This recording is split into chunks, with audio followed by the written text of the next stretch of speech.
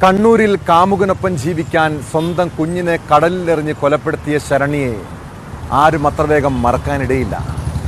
2020 ഫെബ്രുവരിയിൽ നടന്ന കേസിൽ കോടതി വിചാരണ ആരംഭിക്കാനിരിക്കെ പ്രതിയുടെ ആത്മഹത്യാ ശ്രമം. കോഴിക്കോട് റെയിൽവേ സ്റ്റേഷനടുത്ത് ഹോട്ടലിൽ മുറിയെടുത്ത ശേഷമാണ് ശരണ്യ ആത്മഹത്യക്ക് ശ്രമിച്ചത്. വിഷം കഴിച്ച നിലയിൽ ഇവരെ കോഴിക്കോട് മെഡിക്കൽ കോളേജ് ആശുപത്രിയിൽ പ്രവേശിപ്പിച്ചു. ശരണ്യയുടെ കൂടെ ആരും ഉണ്ടായിരുന്നില്ലെന്നാണ് സൂചന.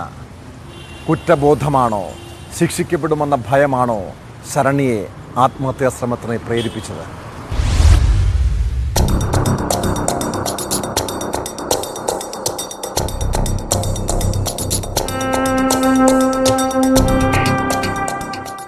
വിഷം കഴിച്ച നിലയിലാണ് ശരണ്യയെ കോഴിക്കോട് മെഡിക്കൽ കോളേജ് ആശുപത്രിയിൽ പ്രവേശിപ്പിച്ചത്. കോഴിക്കോട് റെയിൽവേ സ്റ്റേഷനടുത്ത് ഹോട്ടലിൽ മുറിയെടുത്തതിനു ശേഷമാണ് ആത്മഹത്യാ ശ്രമം. രാവിലെയാണ് ഹോട്ടൽ ജീവനക്കാർ ശരണ്യയെ ആശുപത്രിയിൽ എത്തിച്ചത്. ശരണ്യയുടെ കൂടെ ആരും ഉണ്ടായിരുന്നില്ല. കുട്ടിയെ കൊന്ന കേസിൽ തളിപ്പറമ്പ് കോടതിയിൽ വിചാരണ തുടങ്ങാനിരിക്കെയാണ് ആത്മഹത്യാ ശ്രമം. 2020 ഫെബ്രുവരി 17-നാണ് ശരണ്യ മകൻ 1.5 വയസ്സുകാരനായ വിയാനെ കൊലപ്പെടുത്തിയത്.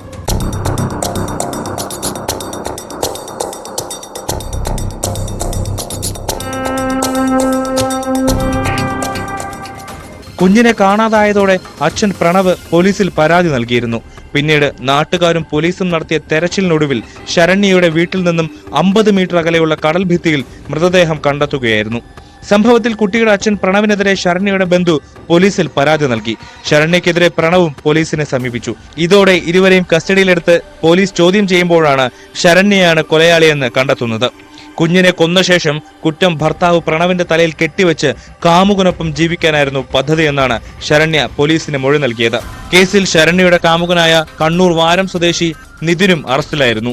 കുഞ്ഞിനെ കൊലപ്പെടുത്താൻ ഗൂഢാലോചന നടത്തുകയും പ്രേരിപ്പിക്കുകയും ചെയ്തത് നിതിനാണെന്ന് കുറ്റപത്രത്തിൽ പറയുന്നു.